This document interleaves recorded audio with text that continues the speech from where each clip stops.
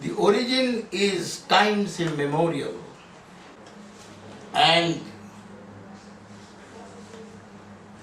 the sages have been talking about it for thousands and thousands of years. This Kriya Yoga is the only yoga which is mentioned by name in Patanjali Yoga Sutra. Out of 196 sutras, that is the only yoga mentioned by name. All other yogas are latter day manifestation of the mind and its machination and mania and manipulations and mischiefs. And it is saying that tapah swadhyaya ishvara pranidhanani kriya yoga, which means this kriya yoga also has a trinity. The trinity in the Western world is God, Son of God and Holy Ghost. And in ancient humanity it is Brahma, Vishnu, Maheshwara. And in Kriya Yoga it is Swadhyaya, Tapasa, Ishvara, Pranidhan. For the sake of poetry, they have said Tapas, Swadhyaya, Ishvara, Pranidhan. But the thing is, Swadhyaya, Tapasa, Ishvara, Pranidhan. Swadhyaya is the beginning.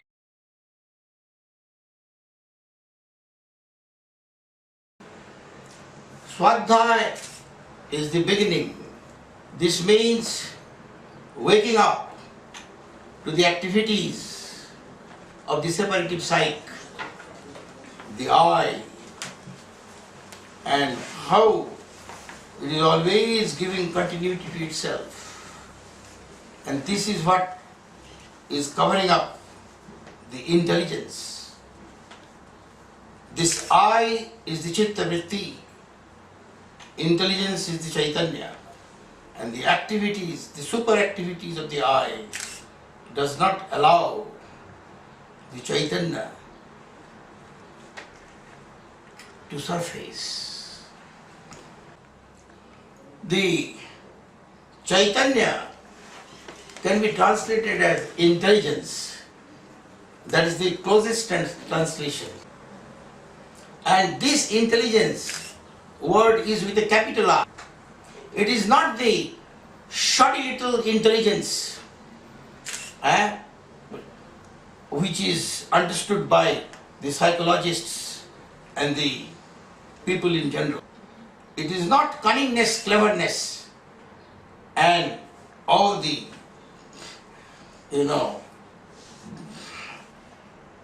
the intellectual overactivities. This is not that. This is a dimension of awareness which is holistic, which has no fragmentation, which has no division. This is the dimension of intelligence, the Chaitanya. This holistic awareness is not corrupted by choices, by likes, dislikes, preference, aversion, justification, condemnation. It is not affected by such corruptions. The word corruption comes from the word rupture. Rupture means broken up. Corruption is something which is broken up, split, divided, fragmented.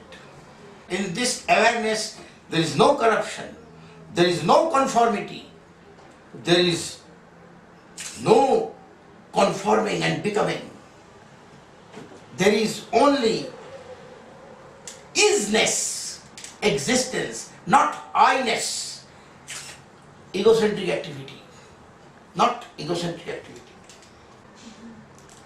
This awareness is not available to any intimidation or influence.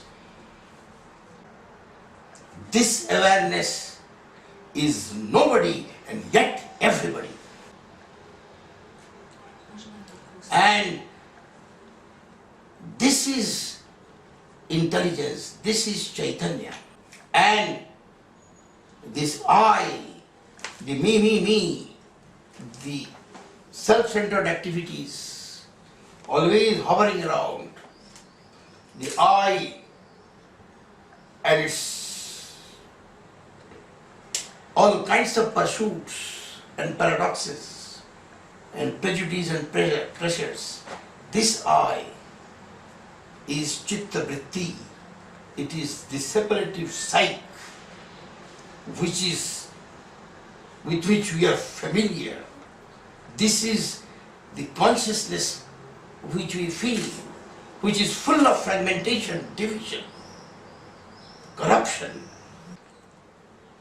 The inquiry and exploration into this I-ness, I-N-E-S-S,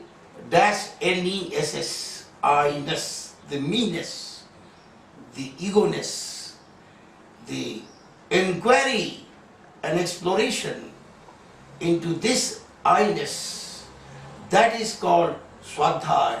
That is the beginning of Kriya Yoga.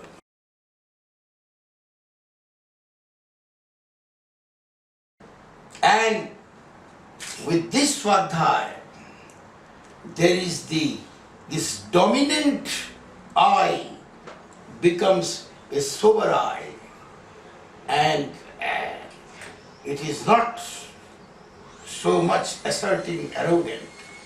And then there is an awakening of intelligence which remains dormant, which remains quietly in the background because of these activities of the I. Although this activities of I is possible because of the connection with the intelligence, but this connection, we remain totally oblivious, totally unaware of that intelligence.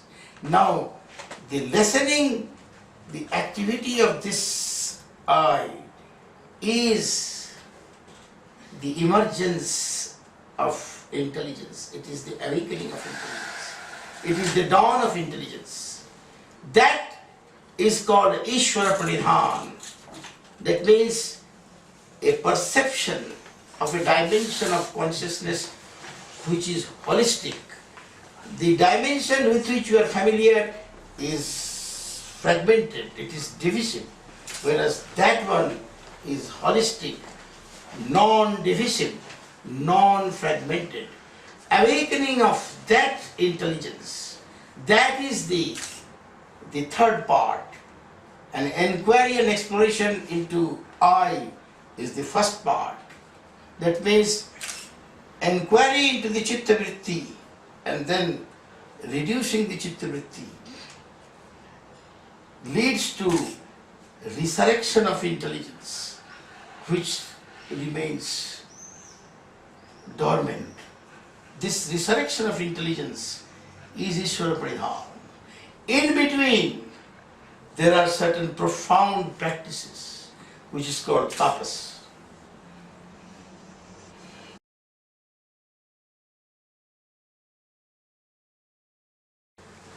And this tapas, this yoga practice, the Kriya practice, it is not a physical fitness program as is available in Hatha Yoga studios.